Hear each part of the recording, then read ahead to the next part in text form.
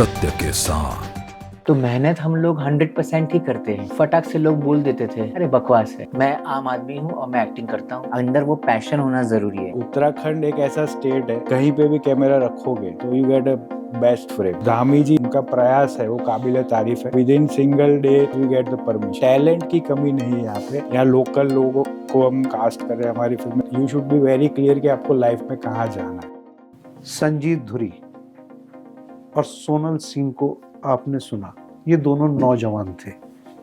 इन्होंने अपना experience share किया और उन लोगों के लिए एक राय रखी जो एंटरटेनमेंट की दुनिया में अपना कैरियर बनाना चाहते हैं। लेकिन ऐसे बच्चों को तराशने का काम करता है एक्टिंग गुरु।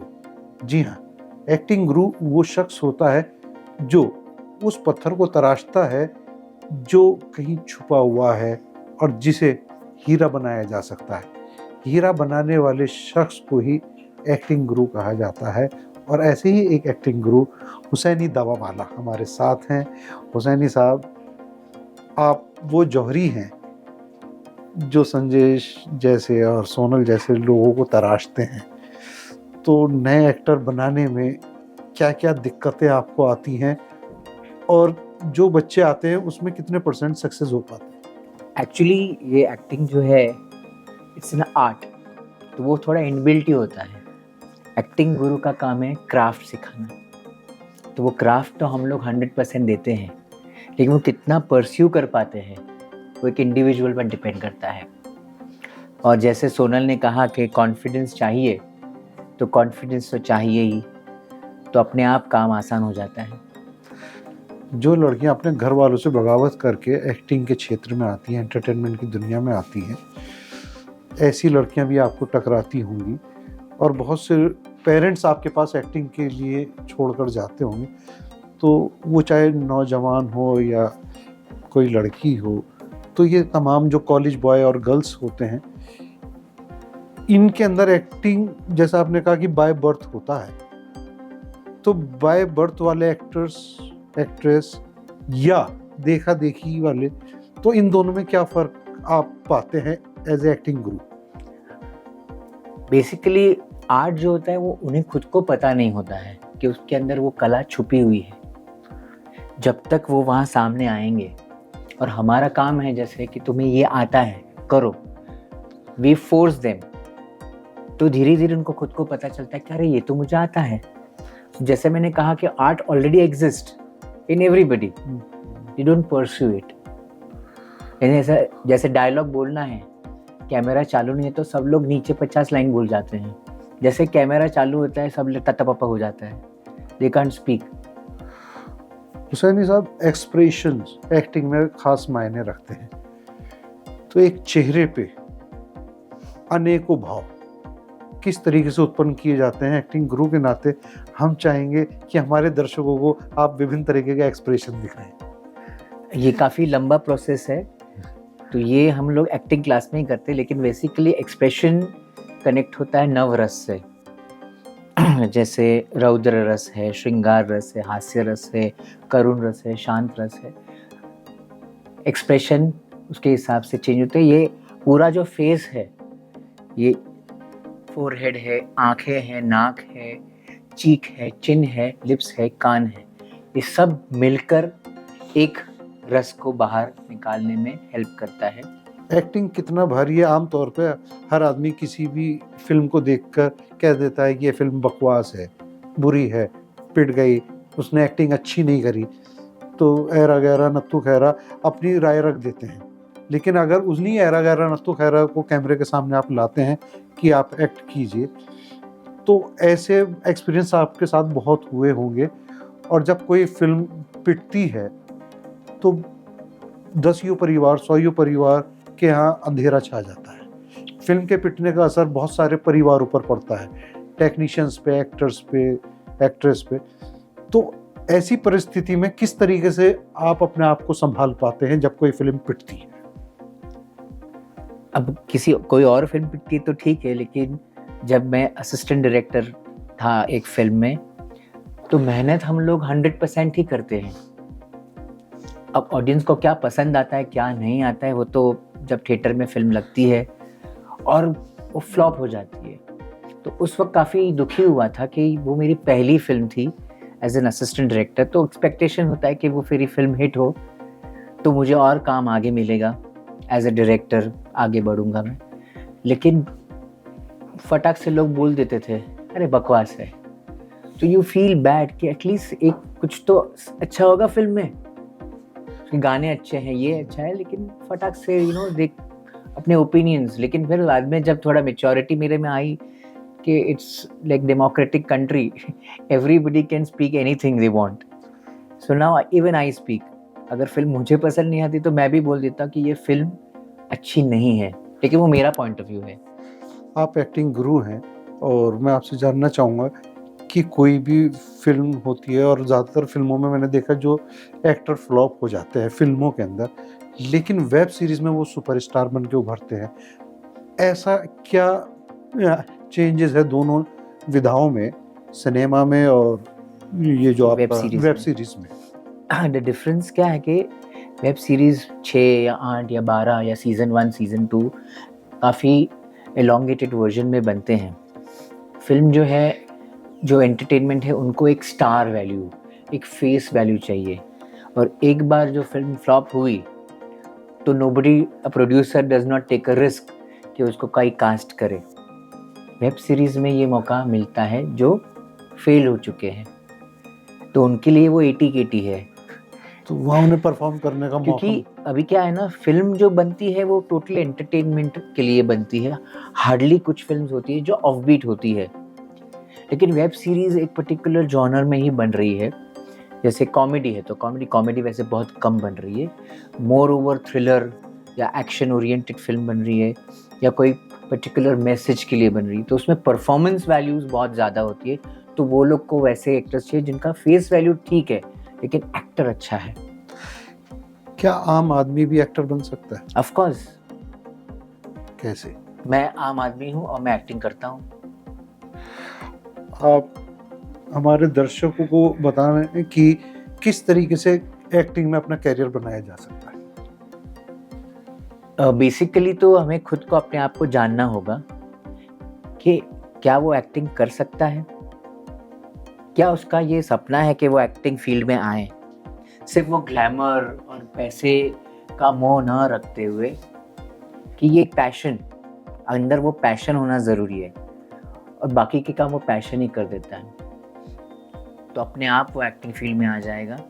और थोड़ा जैसे मैंने कहा था कि आर्ट और क्राफ्ट, तो कहीं क्लासेस है, एकेडमीज़ है एक्टिंग की, जहाँ ट्रेनिंग लेकर अपना जो क्राफ्ट है, जैसे आपने जौहरी बोला मुझे, तो वो डायमंड जो है उसको तराशना पड़ता है तब वो खूबसूरत बनता है, तो वैसे ही वो गुरु को चांस दे, मेरे नहीं बहुत सारे गुरुज हैं, उनको एक चांस दे कि आपको तराशे और आप एक हीरा बन जाए, यानी हीरो बन जाए।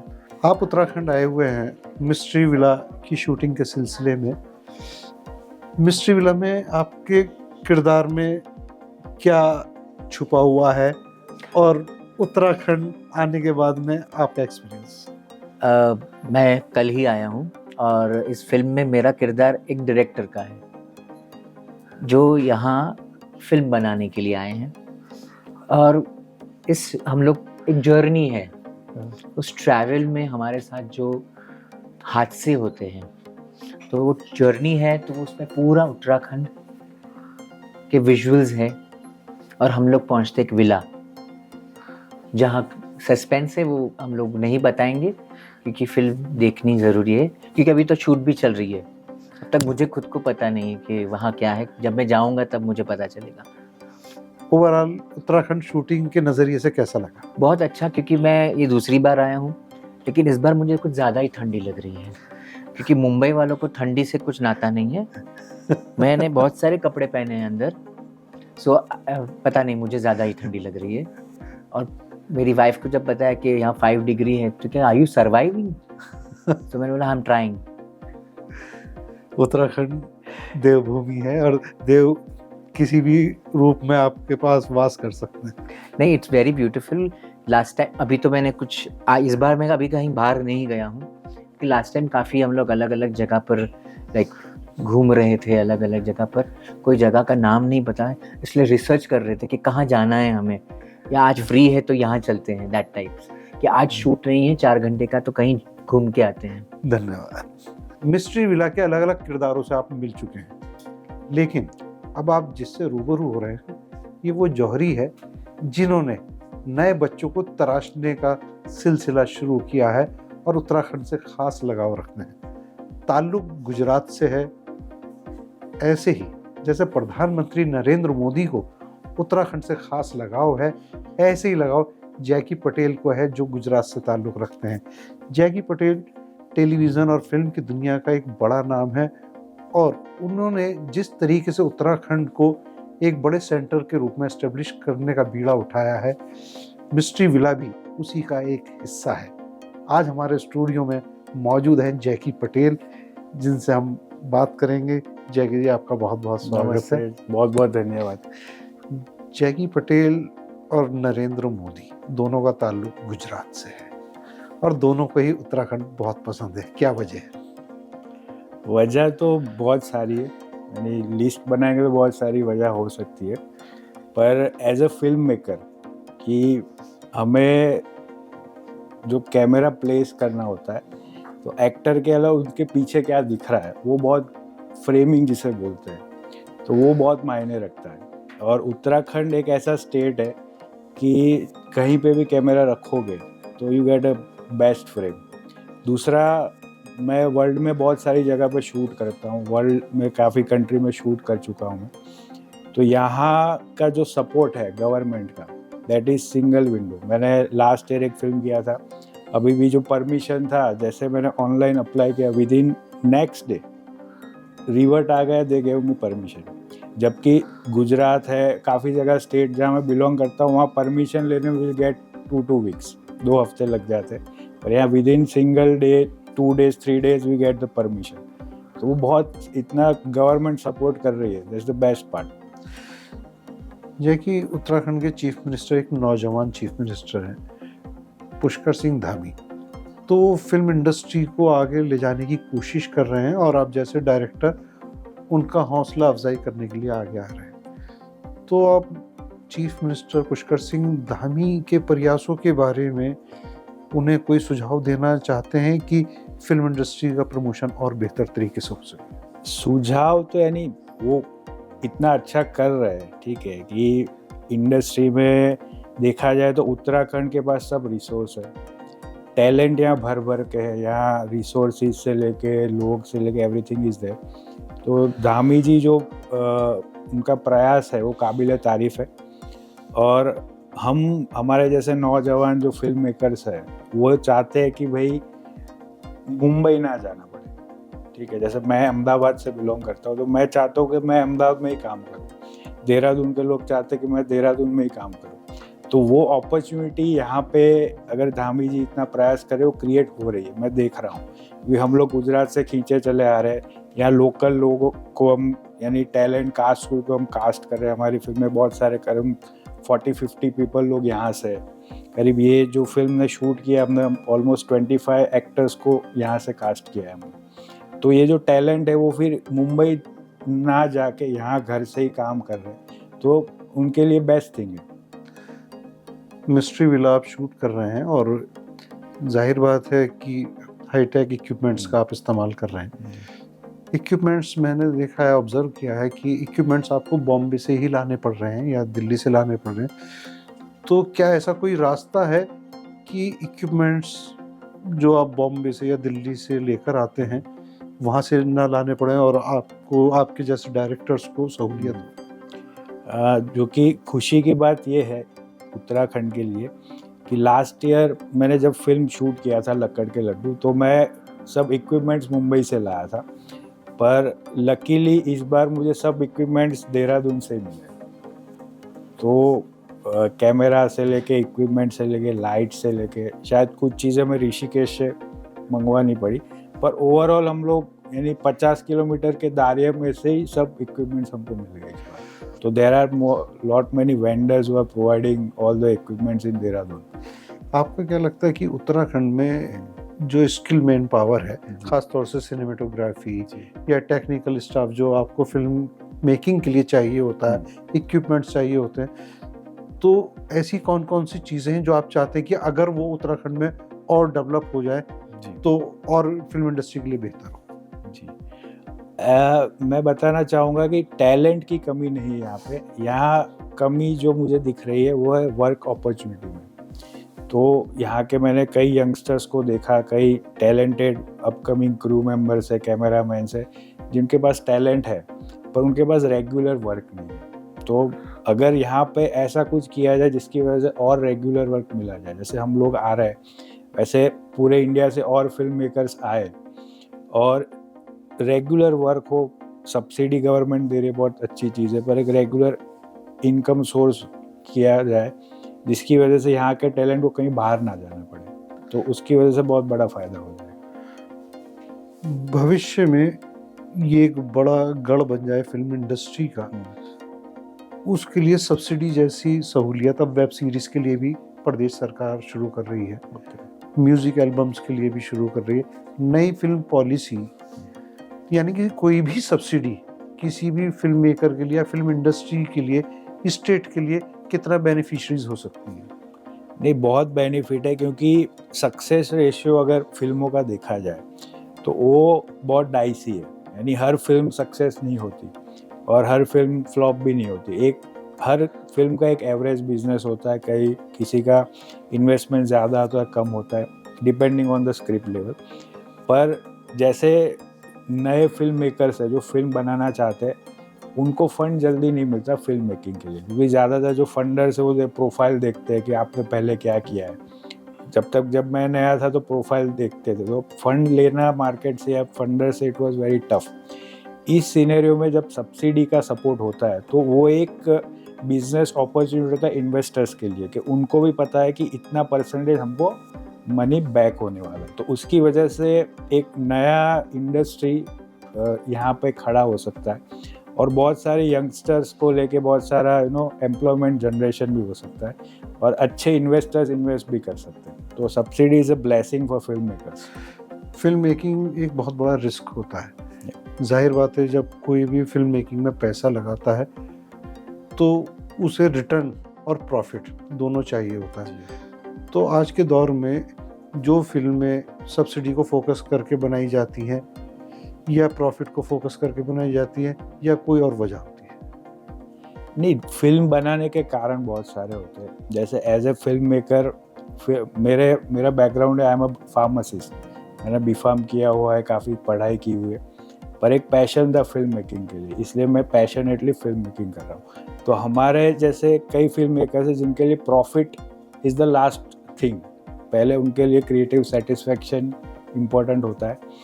तो ऐसे बहुत सारे फिल्म मेकर्स हैं। कुछ ऐसे फिल्म मेकर्स हैं जिनका फोकस होता है पैसा, कई इन्वेस्टर्स का फोकस होता है कि भाई उनको बिजनेस जनरेट हो। तो सबका purpose of making film is different. तो इस सिनेरियो में it's very tough to bifurcate कि कौन किस तरह से फिल्म बना रहा है।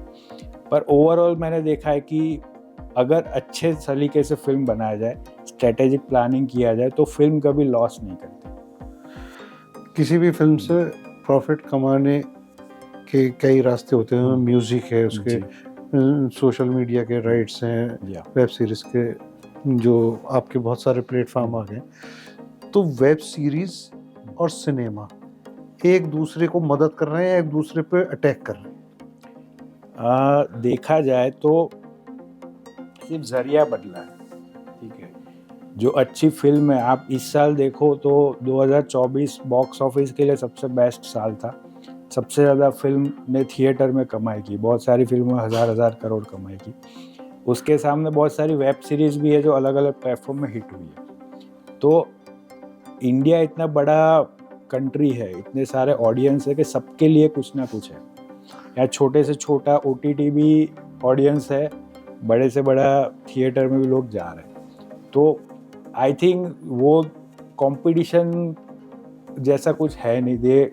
जहाँ पे अच्छी चीज़ है, जहाँ अच्छा कंटेंट है, वहाँ लोग देखते हैं, और जहाँ कंटेंट खराब है वहाँ लोग नहीं देखते। वेब सीरीज में ज़्यादातर जैसे नेपोटिज्म की अभी बात हमारे एक्टर ने की, तो वेब सीरीज में क्या नए लोगों के लिए अपॉर्चुनिटी है या एक्सप्लॉयटेशन ही है? मैं ऐसा मानता हूँ कि अपॉर्चुनिटी हर जगह है, फिल्मों में, सीरियल्स में, या फिर वेब सीरीज़ में, OTT पे।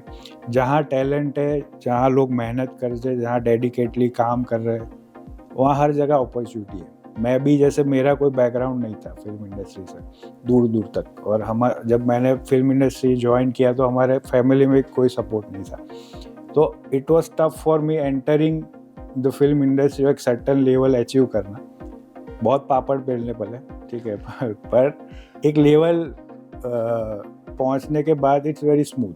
पर वो लेवल तक पहुंचने का जो डेडिकेशन चाहिए, पेशेंस चाहिए, हार्डवर्क चाहिए, जो अगर कोई बंदा करेगा तो एनीबॉडी कैन अचीव। तो अंत में मैं आपसे गुजारिश करूंगा कि आप उन बच्चों को कोई संदेश दें जो फिल्म इंडस्ट्री में अपना कैरियर बनाना चाहते हैं बतौर एक्टर, डायरेक्टर, DOP, एडिटर्स। तो कहाँ क्या स्कोप है, आप उन तमाम बच्चों को गाइड करिए। आज के डेट में देखा जाए तो lot many opportunities are there. पहले ऐसा होता था कि साल की 50 फिल्में बनती थी, आज देखा जाए तो इंडिया में ओवरऑल 1500 से 2000 फिल्में बनती है, रीजनल को मिला के। तमिल, तेलुगु, पंजाबी, गुजराती, ओवरऑल 1.5 से 2000 फिल्में बन रही है, 500 से ज़्यादा वेब सीरीज़ बन रहे हैं, ठीक है, बहुत नए नए OTTs आ रहे हैं, बहुत सारे सीरियल्स चल रहे हैं। तो एक्टर्स के लिए, टेक्नीशियंस के लिए भर भर के जगह है, बतौर आप डेडिकेटली काम करना चाहते हो। यानी मैं नए लोगों से यही कहना चाहूँगा कि आप पहले डिसाइड करें goal. You should be very clear कि आपको लाइफ में कहाँ जाना है, ठीक है। एक कहावत है, where your mind will go your body will follow. तो पहले आप डिसाइड करें कि आपको कहाँ पहुँचना है, उसका एक रूट मैप बनाइए, और एक बार आप डेडिकेटली काम करोगे, ठीक है, तो आने वाले कल में आपको बहुत सारे रास्ते मिलेंगे। और आज सोशल मीडिया है, इंटरनेट है, लोगों तक पहुंचना बहुत आसान है। विद इन वीक आप किसी भी जगह कहीं पे भी पहुंच सकते हो, किसी से भी मिल सकते हो। तो बहुत सारी opportunity, just focus on your dreams and you can achieve. Jackie भाई, आपने इतना वक्त दिया इसके लिए बहुत बहुत धन्यवाद। Thank you sir, thank you very much. तो इधर मिस्ट्री विला के डायरेक्टर जैकी पटेल, जिन्होंने बड़ी बेबाकी के साथ उन तमाम नौजवानों को अपनी सलाह दी है जो फिल्म इंडस्ट्री, एंटरटेनमेंट की दुनिया में अपना कैरियर बनाना चाहते हैं। स्टार कास्ट ने भी अपने एक्सपीरियंस शेयर किए, लेकिन एक बात स्पष्ट है कि कामयाब वही होता है जिसके इरादे बुलंद होते हैं और फोकस्ड होकर वो मेहनत करता है। और पढ़ाई अपने आप में मायने रखती है। पढ़ाई और एक्टिंग एक साथ आगे बढ़े तो कामयाब होने से कोई नहीं रोक सकता। यही जैकी पटेल का संदेश है। यही हमारे देश के प्रधानमंत्री नरेंद्र मोदी और प्रदेश के मुख्यमंत्री पुष्कर सिंह धामी भी यही चाहते हैं कि नौजवान बच्चे अलग अलग स्किल्स में परफेक्ट हों और आगे बढ़ें और अपने पैरों पर खड़ा होकर प्रदेश और देश का नाम रोशन करें। फिलहाल मोहम्मद सलीम सैफी को दीजिए इजाज़त। नमस्कार।